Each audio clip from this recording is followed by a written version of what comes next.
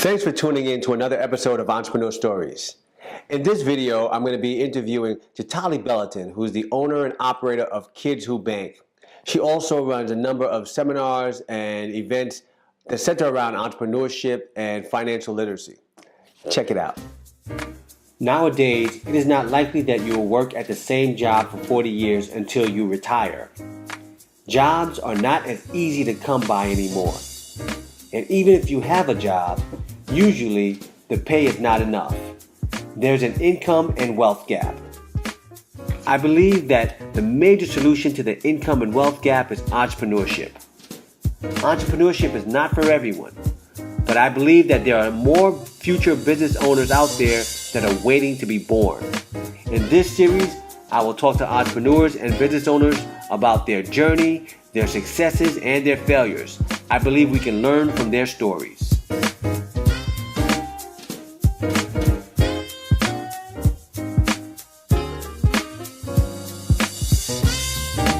I spent almost 14 years in the finance world, corporate UK, corporate US. I did investment banking for almost 9 years. And then I did about 4 years of forensic accounting. And I worked with some amazing people, from Marc Jacobs and Oscar de la Renta to you name it. We had them as clients. And, I just learned in that time frame as well that there was this one missing component, which was rich people don't pay full price for anything. When I tell you that I had a client, she was a multi-millionaire. This woman had at least $500 million in her bank account, right? And this woman literally would wait till the Ralph Lauren sample sale would come around to go stock up on stuff. And she's like, oh, I got this king size mattress and all of this stuff and all discounted. And I'm like, wow, because if it's us, we're paying $400, right? And I noticed in communities of color, when something is not in season, it's not really the best thing to run and get. And with this woman, I was learning from her that no, the rich truly, and it wasn't just her, it was a lot of them, that my rich clients didn't pay full price for anything. And that really blew my mind. And then I think that was like the background making of this person that I am now. Wow. So you said you did 14 years in corporate UK? And US. And 14 years in UK and US. When did you transition from being an employee to, creating your own opportunity? How did that happen? What did it look like? My son is what happened. I woke up, I always in the back of my mind, I've always helped the kids in my family learn about money. I've helped my nephew purchase his first pre-foreclosure property, and I've done all these cool things. But when it was time for me to do this with my son, I started looking for books that said with financial literacy, fun books for my son, and I couldn't find any. That was the first problem. And then the second thing was working for a company where they kind of like, oh, you're a mom, that's nice, but we still want you to work till 11 o'clock midnight like you used to when you weren't a mom. And I was like, well, I used to do that before, but I wasn't a mother. And now that I am about to be a mom, and now my son is coming into this world, I don't want to work till midnight. I can't work till midnight. And originally with the corporation I was working with, they said, no problem, we understand. And then when my son came out, the first minute account had an issue, they were like, Jatali, you have to work till 11. I said, I can't. I have a baby. I have a newborn at home. He's only 3-4 months old. Stay dry and fresh with Clean Bee underarm sweat pads. Our unscented cotton pads absorb moisture and odors caused by deodorant and sweating. Regain your confidence and feel comfortable every day with our anti-sweat pads.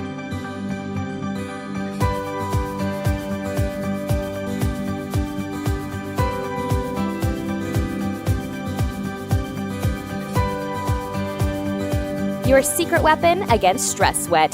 Clean Bee underarm sweat pads.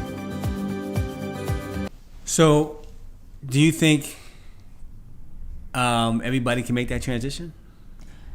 I don't think everyone can make that transition, to be honest with you. And the reason I say that is because some people are not willing to put in the work that it takes, and it's not easy. It's a lot of work. It's a lot of sweat. It's a lot of sleepless nights. It's a lot of working till 3-4 a.m.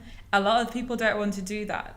And I think for some people, especially just the clientele, the networking part. So, okay, let's say you don't mind putting in the blood, sweat, and tears for that, but then there's a whole lot of networking that goes into becoming an entrepreneur. You know, it's being outside of your comfort shell. As a person who worked in the finance world, my comfort zone was numbers and not really having to deal with people. So when I became an entrepreneur, it was really like I had to push myself to say hi to someone sometimes. You need to be able to fight for what you love. You need to be able to hear rejection and hear no's. Another thing that makes being an entrepreneur hard is getting rejected. Some people don't like rejection. When you work a 9 to 5, they give you a template as to what you need to do, and everything is rainbows, right? And if you don't do something within that line, then it's your fault, right? But when you're an entrepreneur, you're gonna fall a million times, and there's no one there to pick you up. There's no one to give you a consistent check, so it's your job to make that happen. So all of these different various components, I feel, make it harder to be an entrepreneur. So it's not for everyone, and that's okay.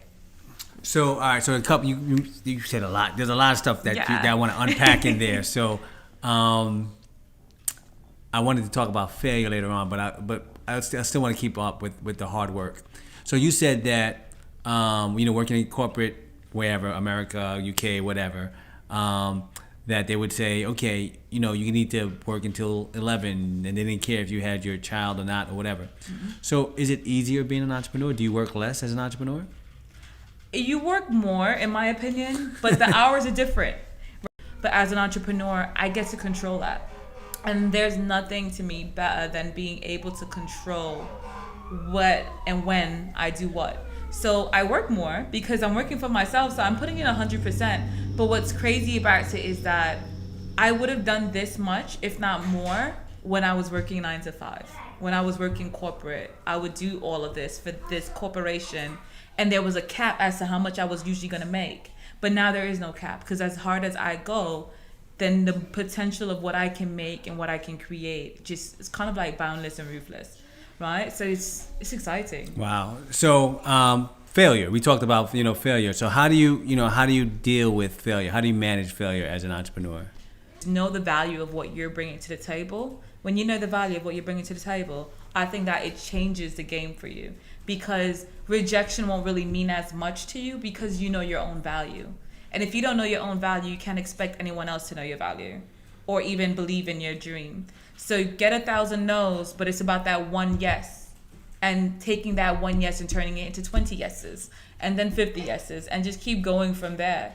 So yeah, failure is annoying. It sucks. It's going to happen, but it's not truly failure as long as you keep pushing. If you learned a lot and enjoyed watching the video, please watch our other videos in the playlist. Also, subscribe to our channel, Entrepreneur Stories.